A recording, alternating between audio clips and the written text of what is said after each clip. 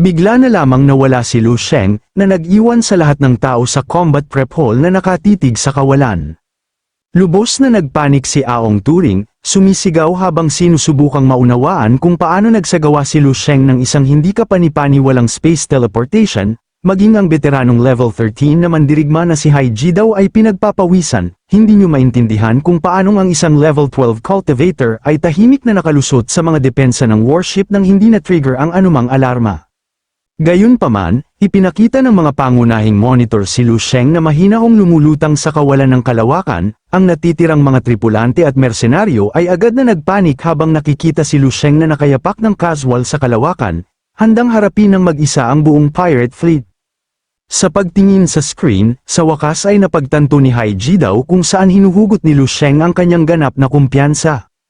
Ang spatial mastery ng bata ay nasa ganap na naiibang antas na, sa malapit, si Shi Yangshen ay walang oras upang isipin ang panlilinlang ni Lu Sheng, agad siyang lumingon upang desperadong makiusap sa malakas na mandirigmang si Wu Tian na magbago ng isip, nakiusap siya na pag-isipang muli nito. Alam na kung wala ang kanyang hindi kapani-pani walang lakas, ang kanilang tsansa na mabuhay ay halos wala na. Dahil wala ng ibang opsyon, inalok niya ang 30% ng kabuuang kita ng paglalakbay, sa wakas ay nakakuha ito ng reaksyon mula kay Wu Tian, na ang mga mata ay lumiwanag sa pagbanggit ng malaking gantimpala, para sa isang elite cargo ship na naglalakbay sa mga light years. Ang 30% ng Samsam ay nangangahulugan ng napakalaking kayamanan na bilyon-bilyon. Tinukoy niya na kahit na ang paglalakbay na ito ay ang paraan upang masiguro ang kinabukasan ng kanyang pamilya, wala sa mga iyon ang mahalaga kung sila ay mamamatay, at pinayuhan siyang talikuran ng barko at kargamento, upang siya ay aliwin. Nangako si Wu Tian na tatakas kasama niya at tutulong na panagutan ang sisi kapag hinarap nila ang kanyang pamilya, na tinitiyak sa kanya na ang mga kahihinatnan ay hindi magiging kasing sama ng kanyang kinakatakutan. Ipinaalala niya na dahil ang kanilang first-rate na barko ay hindi masisira, ang kanyang pamilya ay kalaunan ay maaari pa rin itong subaybayan at mabawi. Gayunpaman, si Shi Yangshen ay nagulantang habang nakikita ang kanyang karera at kinabukasan na gumuho. Sa wakas ay tinanggap ang katotohanan at umalis upang ayusin ang paglikas ng barko habang nangako si Wu Tian na bantayan ang command center samantala. Ngunit si Wu Tian ay nanatiling labis na stress. Ang pagtalikod sa maalamat na barko ay isang bagay. Ngunit ang paggabay sa isang pulutong ng mga nakaligtas na lampas sa 5 walang awang level 13 space pirate ay napakahirap. Lumingon siya na nagbabalak na magmungkahi ng desperadong alyansa kay Hai Ji daw upang makapaglinis sila ng ruta ng pagtakas ng magkasama. Ngunit bago pa man siya makapagsalita, natigilan si Wu Tian habang nakatingin sa tactical monitors. Nakita si Lu Sheng sa kalawakan at napagtantong ito ang level 12 na bata na binanggit ni Hai Ji daw. Walang ideya kung paano siya tahimik na nakalusot sa kanilang protektadong barko. Hindi siya ang nag-iisang nakatingin ng may pagkamangha, dahil ang sugatang si Babuluo at ang kanyang anak na si Masha ay nakatingin din sa screen, hindi matanggal ang kanilang mga mata sa nag-iisang figura ni Lu Sheng. Sa labas, sa malamig na kawalan, napaligiran si Lu Sheng ng napakalaking armada ng pirate warship habang ang mga tripulante sa tulay ay sumisigaw. Kumbinsido na ang bata ay nawala na ang kanyang isip. Sa malapit, ang mga commander ng kaaway sa pirate flagship ay nagsasaya sa paglitaw ng isang tagapagtanggol. Tinatawanan ng walang katotohanang eksena. Iniutos nila sa kanilang mga tripulante na huwag masyadong seryosohin siya sa simula upang mabagal nila siyang pahirapan.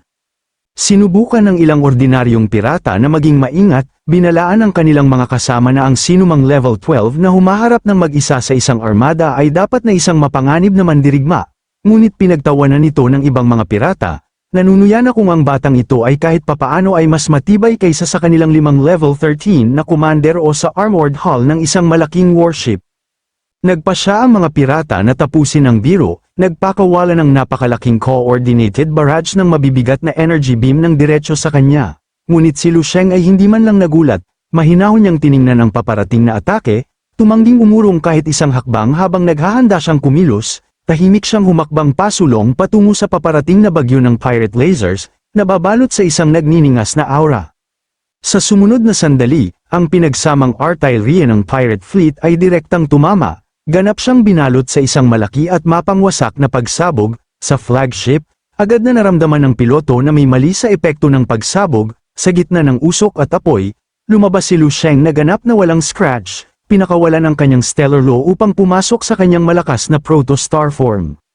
Nang makita siyang magbago sa isang nagniningas na bituin, ang mga pirata sa paligid niya ay nanood ng may ganap na sindak habang ang kanilang kumpiyansa ay agad na naglaho, tumingin sa kanila mula sa itaas tulad ng isang Diyos ng pagkawasak. Naghanda si Lu Sheng na tapusin ang laban na ito sa isang segundo lamang. Sa isang kisap mata, isang pagsabog ng gintong liwanag ang mabilis na tumawid sa kalawakan, walang kahirap-hirap na dumiretso sa mga pisikal na katawan ng maraming armadong pirata. Ang mga nakaligtas na pirata ay lumingon ng naguguluhan, hindi alam kung paanong biglang dumaan si Lu Sheng sa kanila upang tumayo mismo sa likuran ng kanilang mga linya. Bago pa man nila may angat ang kanilang mga sandata, isang pirata ang sumigaw sa takot. Galit na itinuro ang torso ng kanyang kaibigan, ang pirata ay lumingon ng naguguluhan, para lamang mapagtantong ang kanyang midsection ay bitak at nahahati na parang basag na salamin. Sa isang bahagi ng isang segundo, ang mga hiniwang pirata ay tuluyang nagkawatak-watak sa cosmic dust, walang naiwan kahit ano. Sa flagship, pinagpapawisan ng piloto dahil sa pagkabigla habang nakikita sa kanyang monitor ang kanilang frontline na agad na na-annihilate. Lumaki ang kanyang mga mata sa sindak habang pinagmamasdan si Lu Sheng, ang binata ay mamasyal lamang ng casual sa kalawakan, ngunit ang kanyang presensya lamang ay nag-trigger ng isang catastrophic chain reaction, sa paglalakbay lamang sa tabi ng kanilang mabibigat na warship, ang init ng protostar form ni Lu Sheng ay nagdulot ng agarang pagsabog ng mga ito. Bumalik sa loob ng barko, isang Shi Yangshen ay abala sa pagdidirekta sa kanyang mga tripulante upang iligtas ang pinakamahalagang kargamento at hatiin sa 12 escape squadrons. Alam niyang tama si Wu Tian at ang barko ay isang nawalang dahilan, ngunit desperado siyang sinusubukang bawasan ang pinansyal na suntok para sa kanyang pamilya. Bigla niyang napansin na isa sa kanyang mga tripulante, si Apton, ay nakatayong paralizado na nakatingin sa bintana. Galit na galit, sinigawan niya ito dahil sa pagtatanga sa gitna ng krisis. Nanginginig sa pagkabigla, nauutal na humingi ng tawad si Apton. Sinabi sa kanya na ang kanyang nakikita ay hindi kapani-paniwala at kailangan niyang tumingin agad sa screen. Nag-init ang ulo, mabilis na lumapit si Shi Yangshen, hinihiling na malaman kung ano ang maaaring mas mahalaga kaysa sa pagliligtas ng kanilang mga buhay at pagsagip sa kargamento. Malapit na siyang mawala ng kontrol at sumigaw. Ngunit bigla siyang natigil nang mapansin na ang bawat isa sa mga tripulante sa pasilyo ay tahimik na nakatitig sa mga monitor. Sa pagtingin sa paligid, napagtanto niya na ang kanyang buong elite force ay paralisado na may mga ekspresyon ng ganap na pagkabigla, naguguluhan. Dahan-daang iniikot niya ang kanyang ulo upang tumingin mismo sa observation window, desperadong malaman kung ano ang ikinatatakot ng kanyang mga tao. Sa screen ay nakita niya ang isang hindi kapani-paniwalang tanawin. Ang buong napakalaking pirate fleet ay sistematikong pinupunit ng mapangwasak na pagsabog ng liwanag. Tumingin siya ng may pagkabigla at sumigaw, hinihiling na malaman kung anong uri ng kapangyarihan ang pumapatay sa kanilang mga umaatake at kung sino talaga ang nakakatakot na gintong mandirigmang ito.